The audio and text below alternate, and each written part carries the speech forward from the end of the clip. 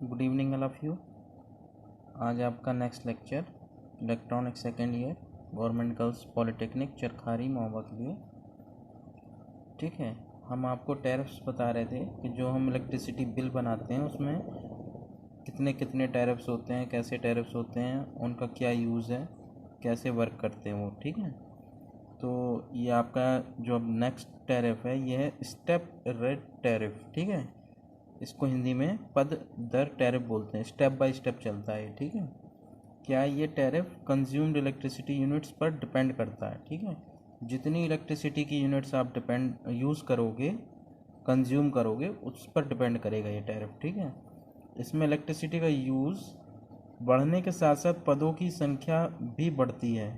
जैसे जैसे आप इलेक्ट्रिसिटी को यूज़ करोगे वैसे वैसे स्टेप्स इसके बढ़ते जाते हैं। ठीक है, क्योंकि फिक्स्ड कंज्यूम्ड यूनिट्स के बाद एक नेक्स्ट लेवल स्टार्ट हो जाता है। ठीक है, जैसे कोई फिक्स कर दिया कि 100 यूनिट्स तक आपको एक लेवल है, उसके बाद फिर एक अलग लेवल है 100 यूनिट के बाद, फिर 200 यूनिट के बाद फिर एक अलग लेवल है, फिर 300 यूनिट के बाद एक अलग लेवल है।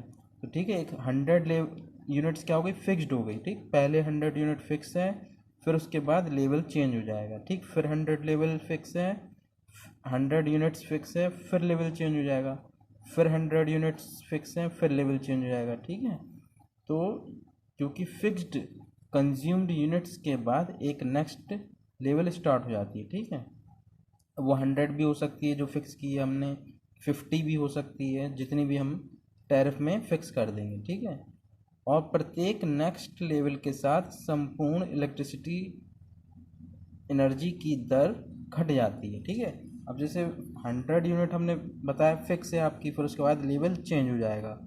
तो जैसे ही लेवल चेंज होगा तो आपका इलेक्ट्रिसिटी का रेट भी चेंज हो जाएगा, मतलब लेवल के साथ इलेक्ट्रिसिटी का रेट भी चेंज हो जाएगा। ठीक है, इस प्रकार जैसे जैसे इलेक्ट्रिसिटी एनर्जी का कंजम्पशन बढ़ता जाता है वैसे वैसे संपूर्ण इलेक्ट्रिक एनर्जी का रेट स्टेप बाय स्टेप घटता जाता है।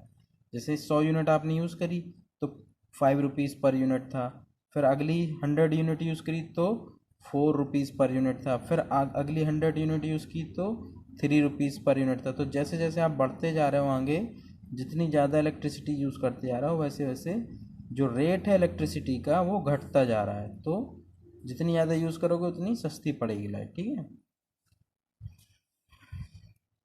और अधिक इलेक्ट्रिसिटी यूज़ करने वाले कंज्यूमर को इलेक्ट्रिसिटी अधिक सस्ती पड़ती है। बताया ना, जो अधिक इलेक्ट्रिसिटी यूज़ करता है उस कंज्यूमर को इलेक्ट्रिसिटी अधिक सस्ती पड़ती है।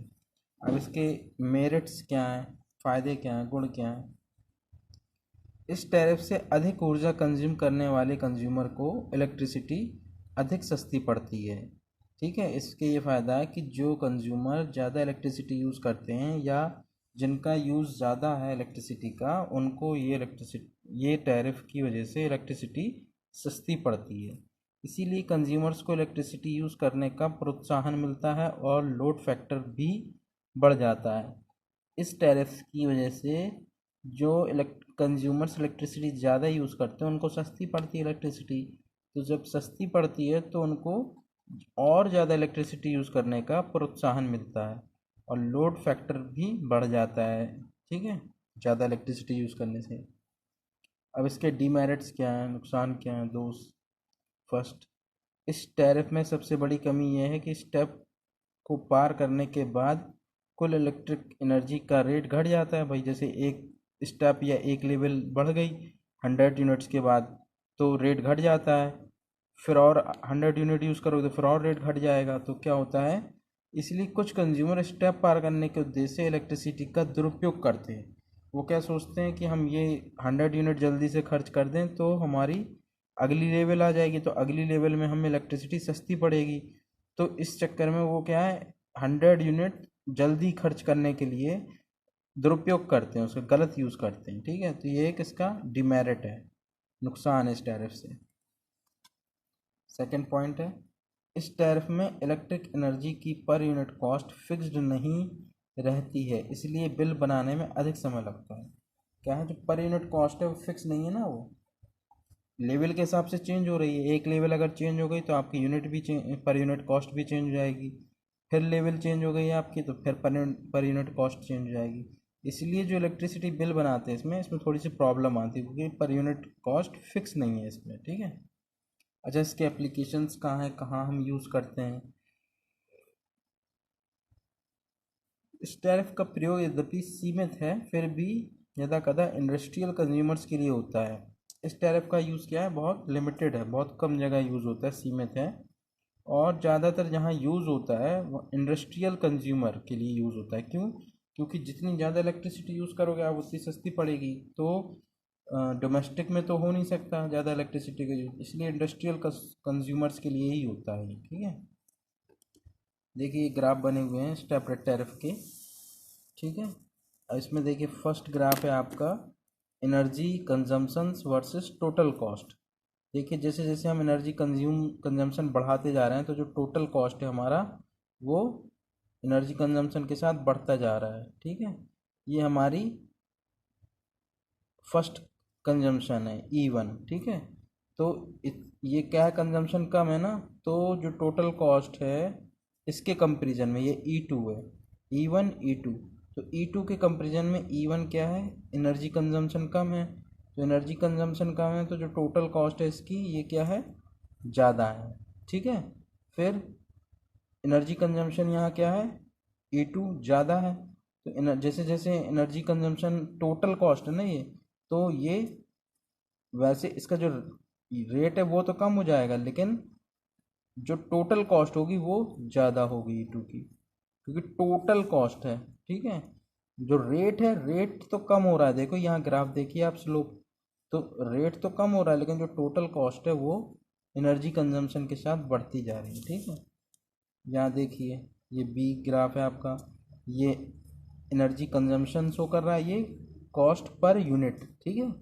तो देखिए जैसे जैसे ये E1 है, ये E2 है, तो ये फर्स्ट है कंजम्पशन का स्टॉप, ये सेकंड कंजम्पशन का स्टॉप है। मतलब ये फर्स्ट पर्सन है जिसने इतनी इलेक्ट्रिसिटी कंज्यूम की, ये सेकंड पर्सन है जिसने इतनी इलेक्ट्रिसिटी कंज्यूम की, ठीक है। तो जो कॉस्ट पर यूनिट है, तो जो इसकी थी इसने कम कम एनर्जी कंज्यूम की थी, तो इसकी जो कॉस्ट पर यूनिट है वो ज़्यादा है। इसने जो एनर्जी कंज्यूम की वो ज़्यादा यूज़ की, ज़्यादा कंज्यूम की, तो कॉस्ट पर यूनिट है इसकी देखिए कम है, इसकी ज़्यादा है इसकी कम है।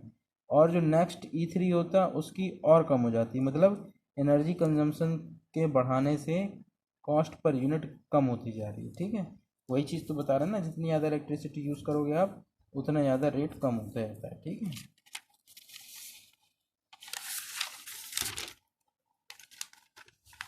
तो ये आपका स्टेप रेट टैरिफ कंप्लीट हो गया आपका, ठीक है। इसके बाद है आपका ब्लॉक रेट टैरिफ, ठीक है। इसको हिंदी में बोलेंगे खंड दर टैरिफ, ठीक। ये क्या, ये टैरिफ भी स्टेप रेट टैरिफ की तरह ही है, बस थोड़ा सा मॉडिफाइड है, ठीक। इसमें क्या लिखा है, ये टैरिफ स्टेप रेट टैरिफ का ही एक मॉडिफाइड रूप है। ये भी स्टेप रेट टैरिफ की तरह ही कंज्यूमर्स की कंज्यूम की गई इलेक्ट्रिकल एनर्जी पर डिपेंड करता है, ठीक है। जैसे स्टेप रेट टैरिफ था वैसे ये ब्लॉक रेट टैरिफ भी है। ये भी जितना आप इलेक्ट्रिसिटी कंज्यूम करोगे उस पर डिपेंड करता है। अंतर केवल इतना है कि स्टेप रेट टैरिफ में नेक्स्ट स्टेप में संपूर्ण इलेक्ट्रिकल एनर्जी का रेट घट जाता है। उसमें क्या है, स्टेप बाय स्टेप घट रहा था, अगले स्टेप पे इलेक्ट्रिसिटी का रेट कम हो जाता था। इसमें क्या है, ब्लॉक खंड बने हुए हैं, अगले ब्लॉक पे इलेक्ट्रिसिटी का रेट चेंज हो जाएगा, ठीक है। स्टेप रेट टैरिफ में नेक्स्ट स्टेप में चेंज होता था, रेट घट जाता था। जबकि इसमें क्या है, इसमें नेक्स्ट ब्लॉक स्टेप में इलेक्ट्रिसिटी का रेट घट जाता है, जैसे खंड में, उसमें स्टेप में था, ठीक है। जैसे आपको अगर एग्जांपल समझना है बिल्कुल उसी तरह है। उसमें क्या स्टेप बाय स्टेप घट रहा था, इसमें पूरा ब्लॉक बनाया हुआ है खंड, उसके बाद एक ब्लॉक के बाद इलेक्ट्रिसिटी का रेट कम हो जाता है, ठीक है। फॉर एग्जांपल जैसे आपको एग्जांपल समझिए, यहाँ से एग्जांपल से ज़्यादा क्लियर हो जाएगा। जैसे 250 इलेक्ट्रिकल यूनिट हैं, ठीक है। उसका जो फर्स्ट ब्लॉक है वो 100 यूनिट का है, ठीक। जो 100 यूनिट का फर्स्ट ब्लॉक है उसका रेट है 50 पैसे पर यूनिट, ठीक। अब जो नेक्स्ट ब्लॉक है 100 यूनिट्स का, वो है 40 पैसे पर यूनिट का, कम हो रहा है ना, यहाँ 50 था, अगला ब्लॉक 40 पैसे पर यूनिट का है। उसके बाद जो अगला ब्लॉक है, अब 250 यूनिट का है ना, तो 200 और 200, सॉरी 100 और 100, 200 हो गए, 50 बचे। तो जो अगला और last block, next and last block, अगला और लास्ट ब्लॉक है, आखिरी ब्लॉक, उसमें केवल 50 बचे। तो जो शेष यूनिट की रेट है 50 यूनिट की, वो है 30 पैसे पर यूनिट। ठीक, पहले 50 थी, फिर 40 हुई, अब 30 पैसे पर यूनिट हुई, घटता जा रहा है। ठीक है, तब ब्लॉक रेट टैरिफ के अनुसार, तो अब पूरी इलेक्ट्रिसिटी का रेट हमें कैलकुलेट करना है। तो ब्लॉक रेट टैरिफ के अनुसार क्या होगा, जो टोटल इलेक्ट्रिक चार्जेस क्या होंगे, पहले 100 के क्या थे, 50 पैसे पर यूनिट। तो एक यूनिट के कितने आ जाएंगे, एक यूनिट के थे 50 पैसे, तो 100 यूनिट के कितने हो जाएंगे, उसको मल्टीप्लाई कर देंगे उससे। ठीक है, यहाँ एक यूनिट के थे 40 पैसे, तो 100 यूनिट के उससे मल्टीप्लाई कर देंगे। यहाँ एक यूनिट के थे 30 पैसे, तो 50 यूनिट के उससे मल्टीप्लाई कर देंगे। तो इसको मल्टीप्लाई किया 5000, इसको मल्टीप्लाई किया 4000, इसको मल्टीप्लाई किया 1500। ठीक है, आपस में ऐड कर दिया, तो टोटल जो इलेक्ट्रिक चार्जेस आए वो पैसे में अगर बात करें तो आए 10,500, 10,500। ठीक है, और अगर इसको हम रुपीज़ में कन्वर्ट कर दें तो 105 रुपये। ठीक है, 105 रुपीज़। तो इस तरीके से ब्लॉक हैं, खंड अलग अलग, एक ब्लॉक, दो ब्लॉक, तीन ब्लॉक, और जैसे जैसे ब्लॉक बढ़ता जा रहा है वैसे वैसे रेट घटता जा रहा है। ठीक है, अब इसके मेरिट्स क्या हैं, मेरिट्स मतलब गुण, नुकसान क्या है। First, step step rate tariff की तरह ही खंड दर ब्लॉक रेट टैरिफ में भी जितनी अधिक इलेक्ट्रिक एनर्जी यूज़ की जाती है उतना ही अधिक सस्ती पड़ती है। जैसे उसमें हम जितनी ज़्यादा इलेक्ट्रिसिटी यूज़ कर रहे थे उतनी सस्ती पड़ रही थी, सेम उसी तरीके से ब्लॉक रेट टैरिफ में भी जितनी ज़्यादा इलेक्ट्रिसिटी यूज़ करेंगे उतनी सस्ती पड़ेगी। इस टैरिफ से इलेक्ट्रिक कंज्यूमर्स को इलेक्ट्रिक एनर्जी के यूज़ करने का प्रोत्साहन मिलता है। ठीक है, प्रोत्साहन इसलिए मिलता है क्योंकि जितनी ज़्यादा इलेक्ट्रिसिटी यूज़ कर रहे हैं हम उतनी सस्ती पड़ रही है। तो ज़्यादा इलेक्ट्रिसिटी यूज़ करने में सस्ती पड़ने की वजह से उसको प्रोत्साहन मिल रहा है और इलेक्ट्रिसिटी यूज़ करने का। ठीक है, और यूज़ करोगे तो और सस्ती पड़ेगी। ठीक है, थर्ड पॉइंट, अधिक इलेक्ट्रिक एनर्जी किलोवाट आवर उपयोग करने से लोड फैक्टर तथा डाइवर्सिटी फैक्टर बढ़ता है। ठीक है, ज़्यादा इलेक्ट्रिसिटी यूज़ करने पे जो लोड फैक्टर और डाइवर्सिटी फैक्टर है वो बढ़ते हैं, जिसकी वजह से क्या है, electric energy per unit cost घटती जाती है, इलेक्ट्रिसिटी सस्ती पड़ती है। ठीक है, लोड फैक्टर और डाइवर्सिटी फैक्टर बढ़ जाता है। ठीक है, अब इसके डीमेरिट्स क्या हैं, नुकसान क्या है। नुकसान इसके ये हैं कि इस टैरिफ में इलेक्ट्रिक एनर्जी का रेट एक समान अर्थात स्थिर नहीं रहता है, घट रहा है ना, हर ब्लॉक के बाद घट जाता है, स्थिर नहीं है, एक सा नहीं है। इसलिए कैलकुलेशन अधिक बढ़ जाता है और विद्युत प्रभार का बिल तैयार करने में अधिक समय लगता है। इसी वजह से क्या है, कैलकुलेशन ब्लॉक वाइज अलग अलग करनी पड़ती है, कैलकुलेशन बढ़ जाता है और बिल तैयार करने में अधिक समय लगता है। ठीक है, सेकंड पॉइंट है, ये टैरिफ जटिल होने के कारण सामान्य जन समूह की समझ के से बाहर है।